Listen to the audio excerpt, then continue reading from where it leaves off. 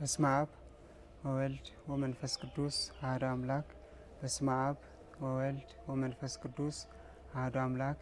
በስመ አብ ወወልድ ወመንፈስ ቅዱስ አሐዱ አምላክ። ይትባረክ አምላከ አቡነ ለዘአብጽሐነ እስከ ዛቲ ዕለት በሰላም ወደሃና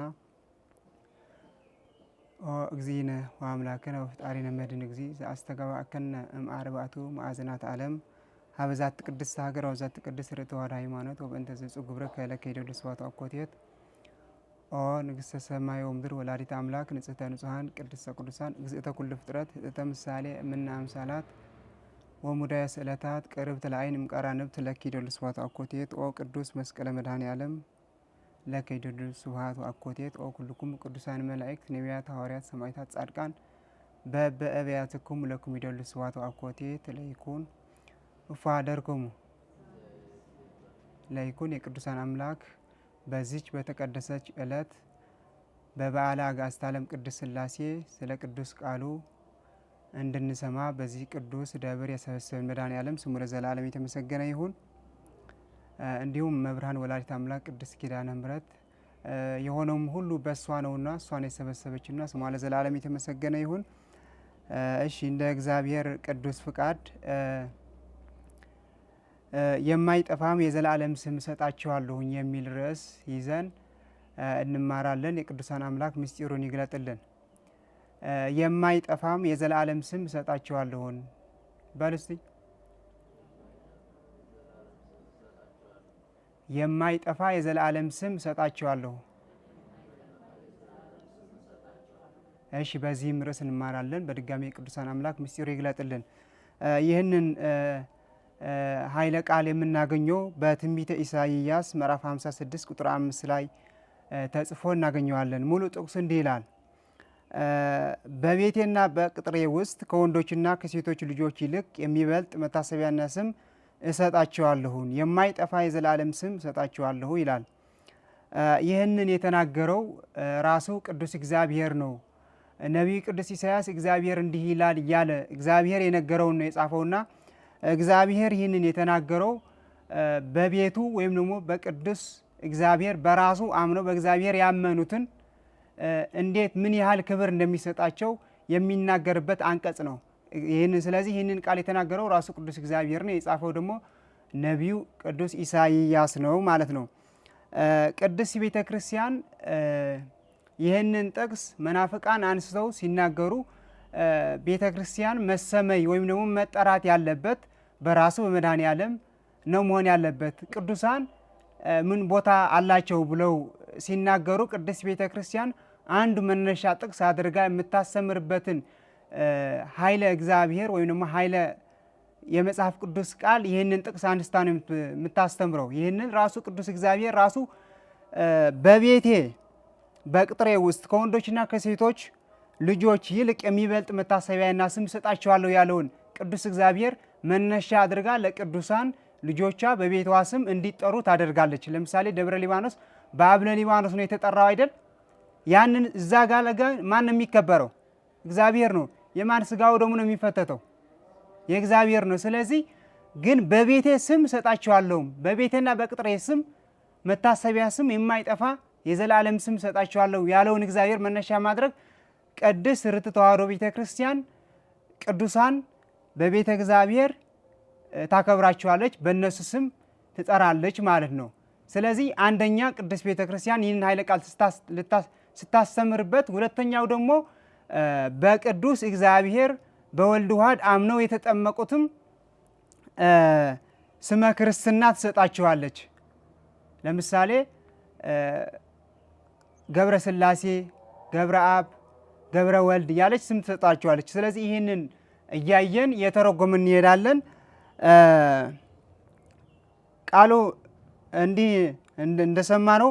በቤቴና በቅጥሬ ውስጥ ከወንዶችና ከሴቶች ልጆች ይልቅ የሚበልጥ መታሰቢያ ስም እሰጣቸዋለሁ አለ። ለምሳሌ አንድ ወላጅ ለልጆቹ ወይም ደግሞ በቤቱ ውስጥ የሆነ ድርሻ ይሰጠዋል። ወይም ካለው ሀብት ከመብዛቱ የተነሳ ለልጆቹ በልጆቹ ስም ቤት ይሰጣቸዋል፣ ወይም ደግሞ የሚያስፈልጋቸውን ያሟላላቸዋል። ስለዚህ ቅዱሳን ደግሞ ለእግዚአብሔር ባደረጉትን ምግባር ትሩፋት ባደረጉለትን ሁሉ በሱ የታመኑትን እስከ ሞት ድረስ የታመኑለትን ቅዱሳን በቤቱ ውስጥ መታሰቢያ ስም ይሰጣቸዋል ማለት ነው። በመጽሐፈ መክብብ ምዕራፍ 4 ቁጥር 12 እንዲህ ይላል፣ በሶስትም የተገመደ ገመድ ፈጥኖም አይበጠስም ይላል። ይህንን በሶስት ገመድ የተባለ በስላሴ አምነው በአጋዕዝተ ዓለም ቅድስት ሥላሴ በአንድነትና በሶስትነት አምነው የጸኑት ቅዱሳን እነዚህ ናቸው። በቤተ እግዚአብሔር ስምና መጠሪያ የሚሰጣቸው ቅዱሳን ማለት ነው።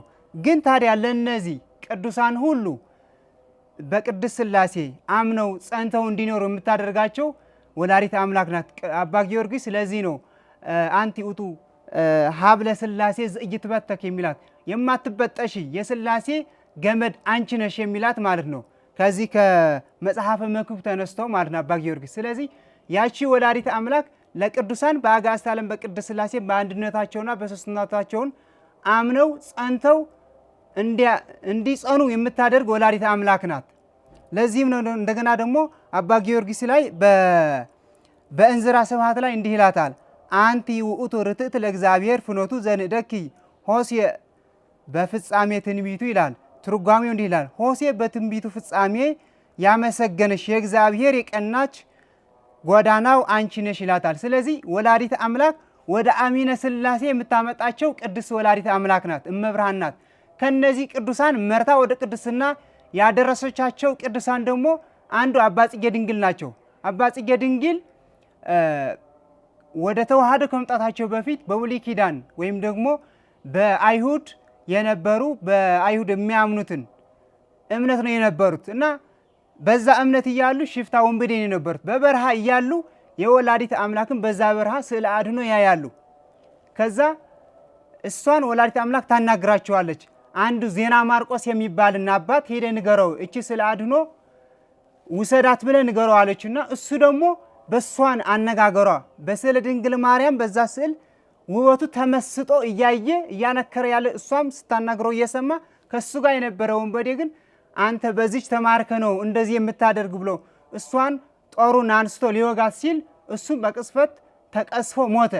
ከዛ በኋላ አባ ዜና ማርቆስ አገኛቸው። አባ ዜና ማርቆስ ደግሞ በብሉይ ኪዳን የነበረውን የእሱን ትምህርት ለአባ ጽጌ ድንግል ማለት ነው። በዛን ሰዓት ዮሐኒ ይሉታል ስሙ፣ ወይም ደግሞ ዮሐኒ ይሉታል ነበር ስሙ ማለት ነው አባ ጽጌ ድንግል። ከዛ በኋላ እሳቸውም አባ ዜና ማርቆስ አስተምረው በወልድ ዋህድ እንዲያምኑ አደረጋቸው። ስለዚህ ለአባ ጽጌ ድንግል ወደ አሚነ ሥላሴ ያመጣች ማናት? እመብርሃን ናት ማለት ነው። ይህ ብቻ አይደለም።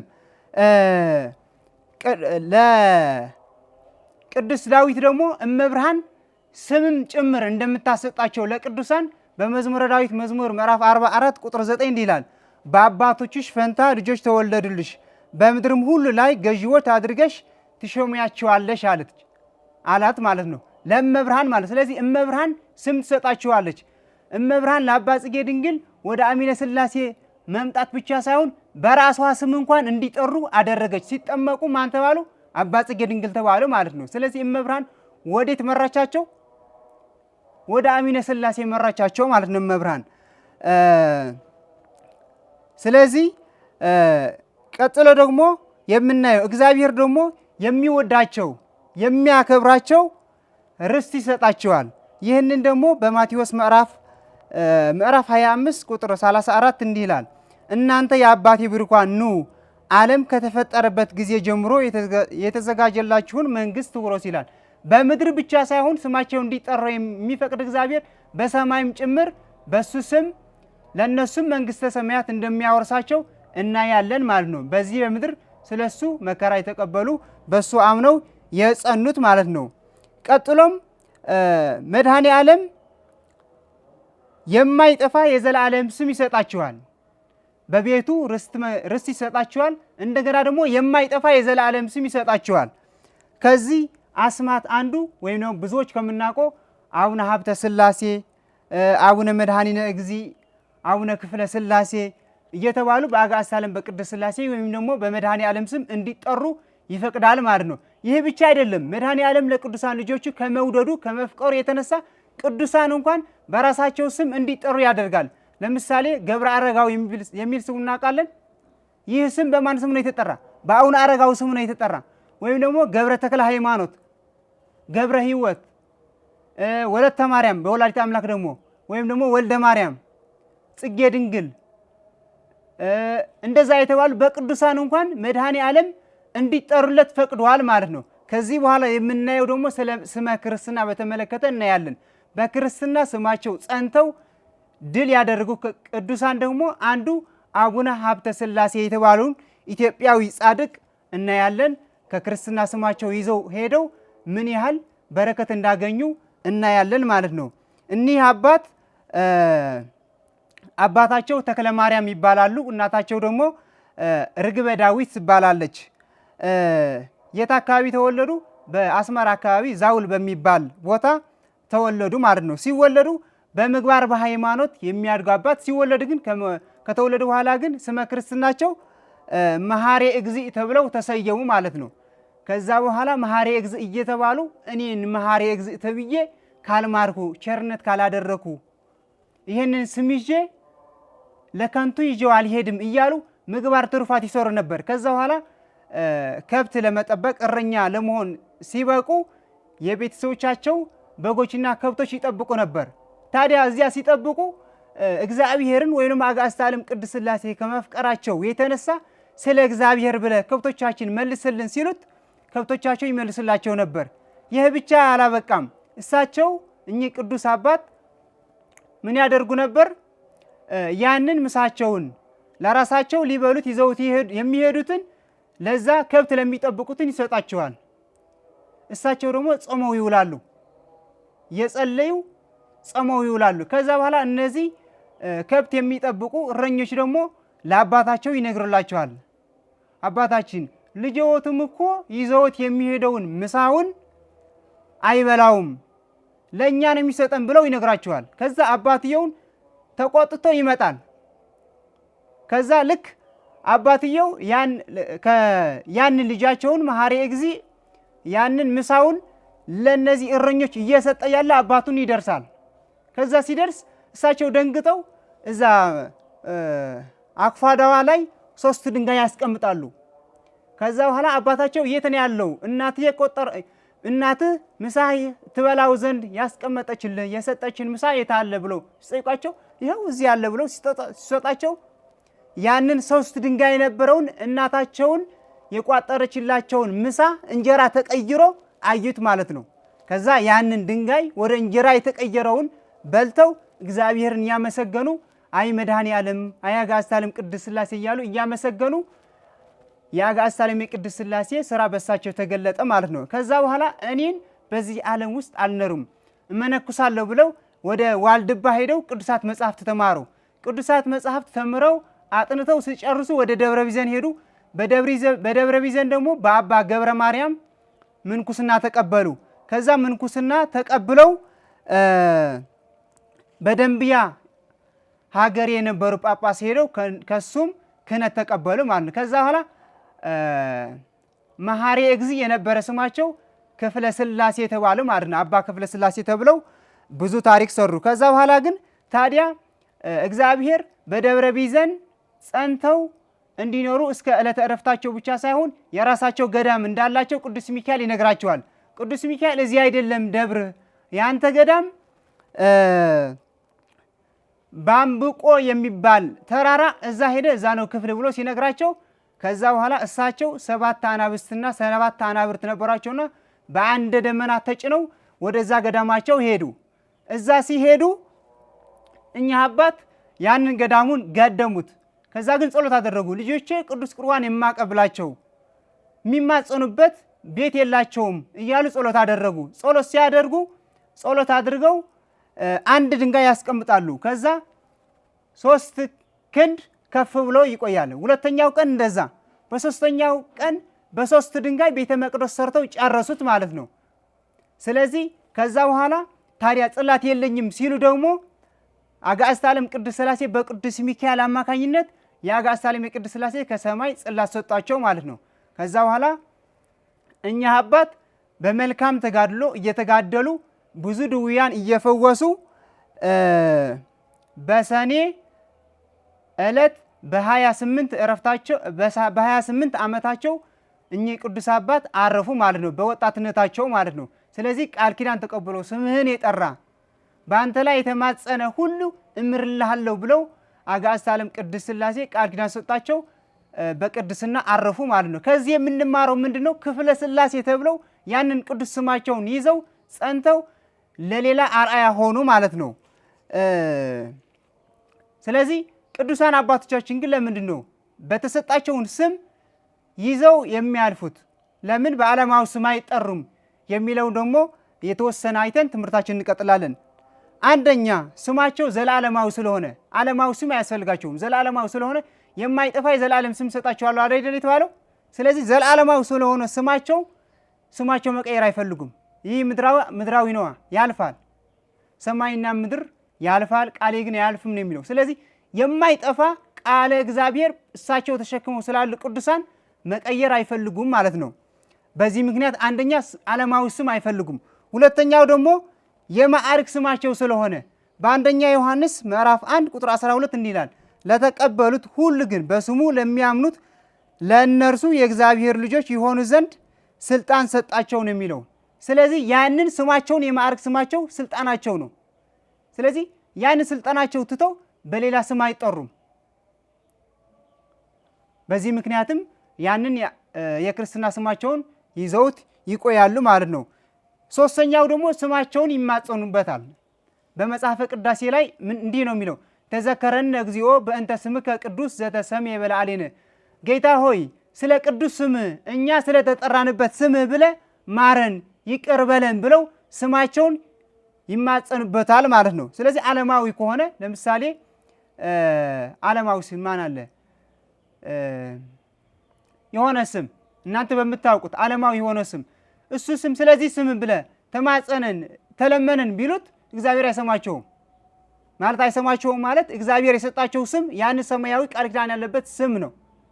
ስለዚህ ቃል ኪዳን ባለበት ስም ደግሞ በዛ ስም ስለሚምራቸው እሳቸው ጸንተው ስማቸውን ይዙታል ማለት ነው። አራተኛው ደግሞ ስማቸው ይሰብካቸዋል። ምን ብሎ ነው የሚሰብካቸው ካለን ደግሞ በመዝሙረ ዳዊት መዝሙር 51 ቁጥር 5 እንዲህ ይላል፣ ስለዚህ እግዚአብሔር ለዘላለም ያፈርስሃል፣ ከቤትህም ይነቅልሃል፣ ያፈርስሃልም፣ ስርህንም ከሕያዋን ምድር ጻድቃን ግን አይተው ይፈራሉ ይላል። እነዚህ የሚያስፈራራ ቃል አይተው ቅዱሳን ይፈራሉ፣ ወደ እግዚአብሔር ይመለሳሉ። ለዚህ ነው ጻድቁ ተክለ ሃይማኖት ለኢትዮጵያ ሙሉ ሁሉ ለዓለሙ ሁሉ ብርሃን ሆነው ለራሴ ግን ጨለማ ሆንኩ፣ ለሌላ ጨው ሆንኩ፣ ለራሴ ግን አልጫ ሆንኩ እያሉ ያንን ጻድቁ ተክለ ሃይማኖት የተባለውን ስሜን እኔን ተክለ ሃይማኖት ብቻ ስም ይዤ ምግባር ትሩፋት የለኝም እያሉ ነው ወደ እግዚአብሔር የሚማጸኑት የነበሩ። ስለዚህ ያንን ቅዱስ የሆነ ስማቸውን ይሰብካቸዋል ማለት ነው። ስለዚህ ሁላችን ስማችን በየስማችን ለምሳሌ ወልደ ማርያም ኮንኩ እኔን የወልደ ማርያም የመብርሃን ልጅ ሆኜ የመብርሃን ስራ እሷን የምትወደውን ስራ ካልሰራሁ ስሙ ኮንቱ ነው ማለት ነው። እንደገና ደግሞ የመብርሃን ልጅ ሆኜ እኔ ተስፋ የምቆርጥ ኮንኩ እግዚአብሔር እኮ አንድ መምህር ምን አልመሰላችሁ? እናንተ እኮ ህዝበ እግዚአብሔር መምህር ልኮ ባያስተምራችሁ እንኳን ራሳችሁ በክርስትና ስማችሁ እንኳን ያስተምራችኋል። ተስፋ ሚካኤል ከሆንክ አንተ ልጄ ተስፋ አትቁረጥ፣ ለቅዱስ ሚካኤል በሰጠሁትን ቃል ኪዳን በሱ ምክንያት እምርልሃለሁ፣ ተስፋ የሰጠሁ ለቅዱስ ሚካኤል ሰጥቼዋለሁና አንተ ደግሞ ስለ ቅዱስ ሚካኤል ብዬ እምርልሃለሁ፣ ስለዚህ ተስፋ አትቁረጥ እያለ በእያንዳንዳችን በክርስትና ስማችን የሚያጽናና የሚናገር መምህር ነው ያለን በክርስትና ስማችን ማለት። ስለዚህ የክርስትና ስማችን ያስተምረናል፣ ይገስጽናል ማለት። ስለዚህ በሚጠበቅብን በስማችን ስራ እንድንሰራ የቅዱሳን አምላክ ይርዳን ማለት ነው። አምስተኛው ደግሞ በስማቸው ምክንያት እምነታቸውን ይመሰክራሉ። አሁን ለምሳሌ እኔ ወልደ ማርያም ከሆንኩ በእርግጠኝነት ክርስቲያን እንደሆንኩ ይመሰክራል። ገብረ ስላሴ ከሆነ እንዲሁ ክርስቲያን እንደሆነ ይመሰክራል ይህንን ስም። መሐመድ ከሆነ ደግሞ ሙስሊም እንደሆነ ይመሰክራል። ስለዚህ እነዚህ ቅዱሳን ሲጠሩ ማን አንተ ሲባሉ ስማቸውን ሲነግሩ የክርስትና ስማቸውን እምነታቸውን ይመሰክራሉ። ይህንን ደግሞ ቃል ኪዳን እንዳለው ስለሚያውቁ ይህንን የሚጠቅስ ቃል ደግሞ በማቴዎስ ምዕራፍ 10 ቁጥር 32 እንዲህ ይላል፣ ስለዚህ በሰው ፊት የሚመሰክርልኝ ሁሉ እኔም ደግሞ በሰማያት ባለው በአባቴ ፊት እመሰክርለታለሁ።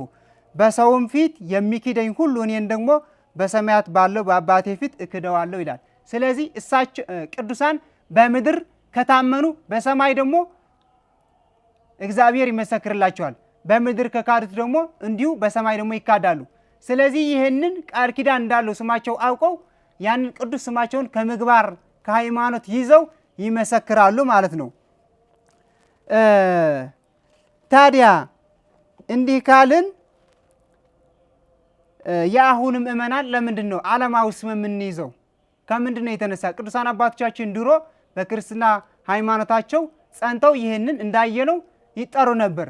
አሁን ያለው ትውልድ ታዲያ ሲጠመቅ የክርስትና ስም ይሰጠዋል። እንደገና ደግሞ የዓለም ስም የሚሰጠው ከምን ተነስቶ ነው የሚለውን አይተን ትምህርታችን እያጠቃለልን እየሰበሰብን እንሄዳለን ማለት ነው።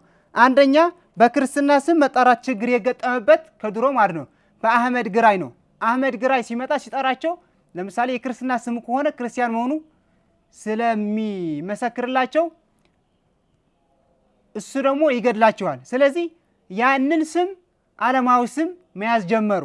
ያን የክርስትና ስማቸውን ትተው ለምሳሌ ለምለም ከተባለ ክርስትና አይመሰክርም አሁን ለምለም። ስለዚህ አህመድ ግራኝ በዛ ያልፋቸዋል። እንደገና ደግሞ ወደ እሱ ወደ እስልምናም እንዲሄዱ አድርጓቸዋል። ስለዚህ ስለሚፈሩ ያንን የክርስትና ስማቸውን እንዲተው ሆነዋል ማለት ነው። በዚህ ቀዝቅዞ እስካሁን በሀገራችን ኢትዮጵያ በአብዛኛው ተብሎ መገለጽ የሚችል በሰሜን ክፍል ነው በክርስትና ስም የሚጠራ ማለት ነው። አሁንም እንኳን እየተተወ ወደ ሌላ አቅጣጫ እየሄደ ቢሆንም እንኳን ማለት ነው። ስለዚህ አንደኛ ተጽዕኖ የፈጠረበት ይህንን የክርስትና ስም በአህመድ ግራኝ ነው። ሁለተኛ ደግሞ ደጋሚዎችና መተተኞች ስሜን ካወቁት እኔን ሌላ ነገር ያድርጉብኝ ነው፣ መተት ሊሰሩብኝ ነው የሚል ስጋት ስላለ ነው። ይህንን ግን እንዲያው ምናልባት አይተነው ከሆነ የቅድስት ዮስጡና ታሪክ አይተነው ከሆነ ቀጵርያኖስ የተባለው ጠንቋይ እሷን መተት ይልክባት ነበር። እሷ ግን ጸሎት እያደረገች ያንን የተላከውን አጋንንት እያቃጠለች መልሳቸው ነበር። ለምን? እሷ በሃይማኖታ በምግባሯ የጸናች ስለሆነች አጋንንት ሊያሸንፋት አልቻሉም። ስለዚህ ይህንን ድክመት የሆነውን ከኛ ድክመት ነው እንጂ ከክርስትና ስማችን እነሱ ስላወቁት ምንም ሊያድርጉት አይችሉም። እነሱ መተተኞች ወይም ደግሞ ድግምት የሚሰሩትን እኛ ስንሰንፍ ነው እንጂ ስማችን ስላወቁት አይደለም ማለት ነው። ስለዚህ ከዚህ ከቅድስት ዮስጡና የምንማረውን ምግባር ከሃይማኖት ከያዝን የክርስትና ስማችን ቢያውቁት እንኳን ምንም ማድረግ አይችሉም ማለት ነው። ሶስተኛ ደግሞ በሚገባ የክርስትና ትርጉሙ ስላላወቅ ነው። እንደነዚህ ቅዱሳን አባቶቻችን እንደነ ጻድቁ ተክለ ሃይማኖት የስማችን ትርጓሜ ብናውቀው የዓለማዊ ስም ዘለዓለማዊ ስም መሆኑ ብናውቀው የዓለም ስም አያስፈልገንም ነበር ማለት ነው። ስለዚህ ቤተሰብም ይፈልጋል የዓለም ስም፣ እንደገና ደግሞ ወላጅ ደግሞ የዓለም ስም ይፈልጋል። ያንን የክርስትና ስሙ ግን በሰማይ ሲጠራ ለምሳሌ አንድ ሰው ሲያርፍ ምንድነው የሚባለው? ገብረስላሴ ከሆነ ገብረስላሴ ነፍሱን ማር። በቃ ባጭሩ በተጠራበትን የክርስትና ስሙ ማረው ነው የሚባለው። ለምን? መድኃኔ ዓለም የሚያውቀውን ስሙ በክርስትና ስሙ ነው እንጂ በዓለማዊ ስሙ አይደለም። ስለዚህ አጋዕዝተ ዓለም በሚያውቀን ስም መጠራት አለብን እንጂ በዚህ በምድራዊ ምንም ጥቅም በሌለው ስም መጠራት አግባብ አይደለም ማለት ነው።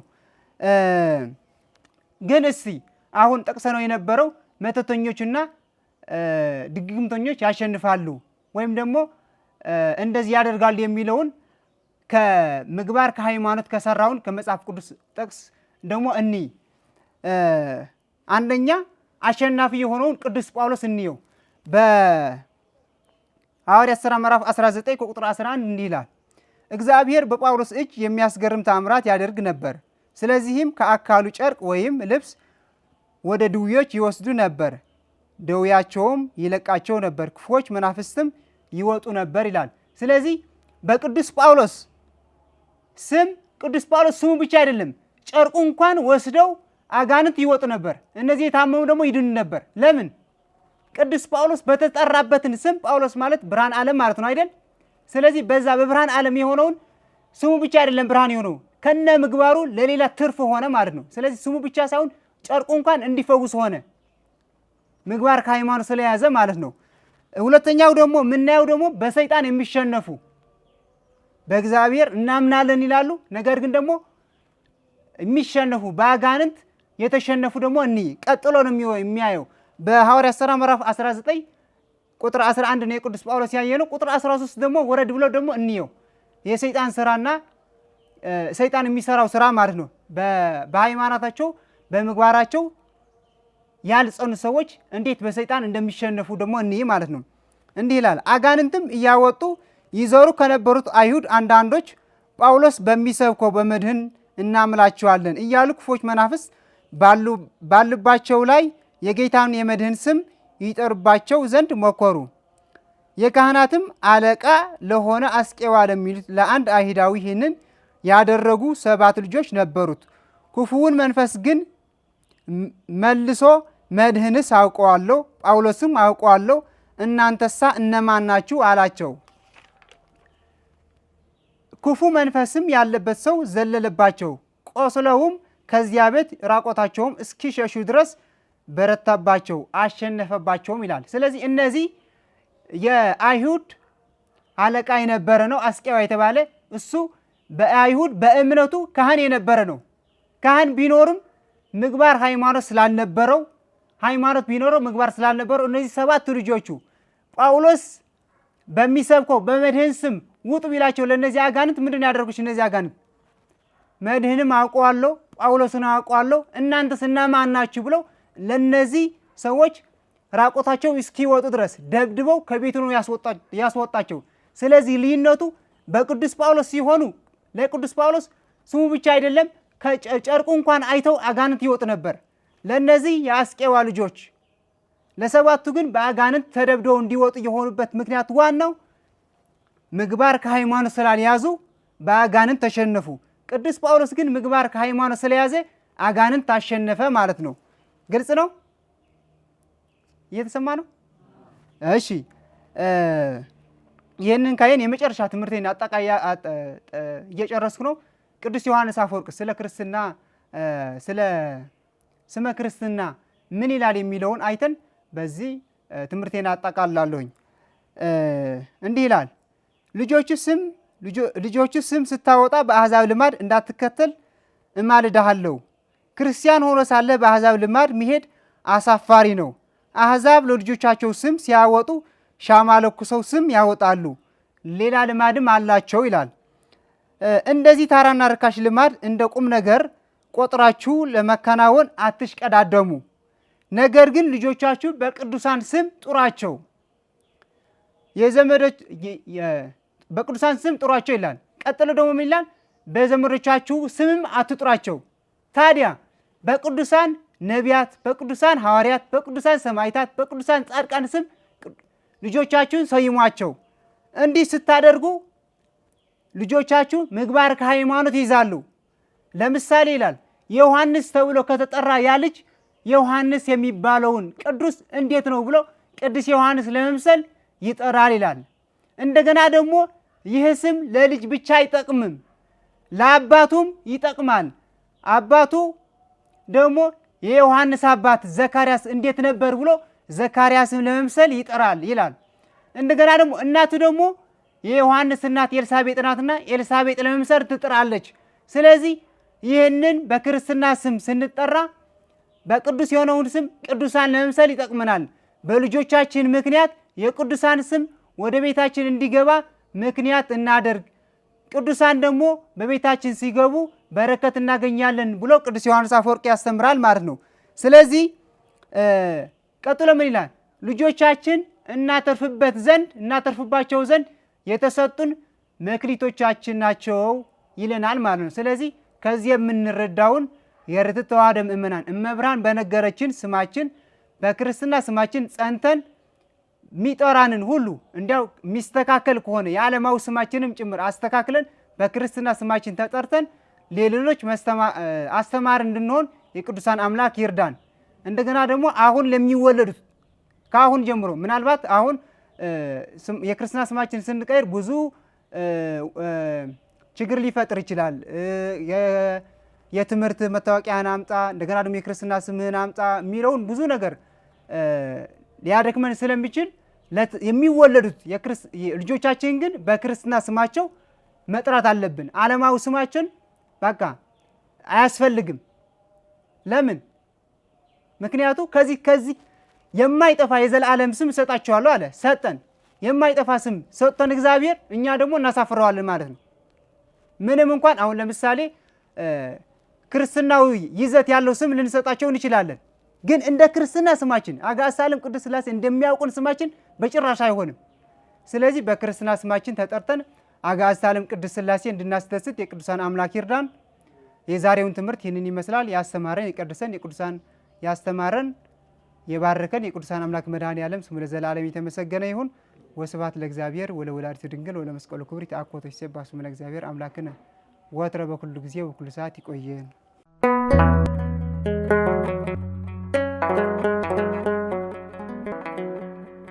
ዘኢትዮጵያ